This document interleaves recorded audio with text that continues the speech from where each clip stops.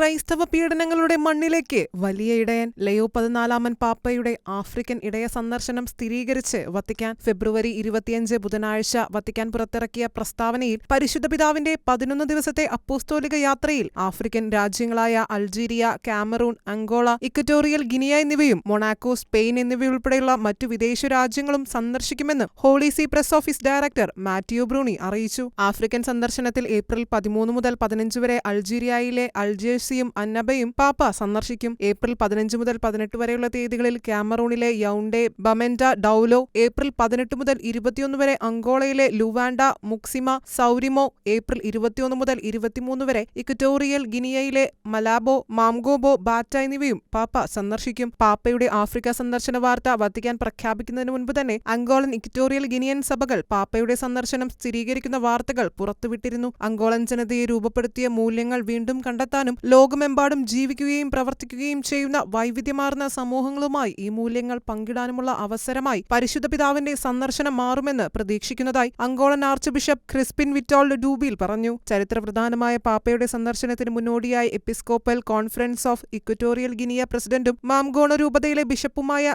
Juan Domingo ബെക്ക എസോനോ അയാംഗിന്റെ നേതൃത്വത്തിൽ കത്തോലിക്ക സഭാ നേതാക്കൾ രാഷ്ട്രതലവനുമായി സംഘടനാ ക്രമീകരണങ്ങളെക്കുറിച്ച് ചർച്ച നടത്തി. ഇക്വറ്റോ ഗിനിയയിലെ ജനങ്ങൾക്ക് കൃപയുടെയും സന്തോഷത്തിന്റെയും നിമിഷമെന്നാണ് പാപ്പയുടെ സന്ദർശനത്തെക്കുറിച്ച് ബിഷപ്പ് ഡൊമിംഗോ ബെക്ക വിശേഷിപ്പിച്ചത്. 44 വർഷത്തിനിടെ ആദ്യമായാണ് ഒരു പാപ്പ രാജ്യത്ത് സന്ദർശനത്തിനായി എത്തുന്നതെന്നും ബിഷപ്പ് ഊന്നിപ്പറഞ്ഞു. 1982 ഫെബ്രുവരി 18 ഇക്വറ്റോറിയൽ ഗിനിയയിലേക്കുള്ള അവസാന പാപ്പയുടെ സന്ദർശനം നടന്നത്. വിശുദ്ധ ജോൺ പോൾ 2 പാപ്പയാണ് അവസാനമായി ഇക്വറ്റോറിയൽ ഗിനിയ സന്ദർശിച്ച പാപ്പ. മാർച്ചിൽ പാപ്പ മൊണോക്കോയും ജൂണിൽ സ്പെയിനും സന്ദർശിക്കും. മൊണോക്കോ സന്ദർശനത്തിനൊരുങ്ങുന്ന ആദ്യ പാപ്പയാണ് ലയോ 14 പാപ്പ.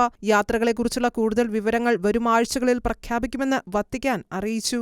International desk, ഷെഖേന news.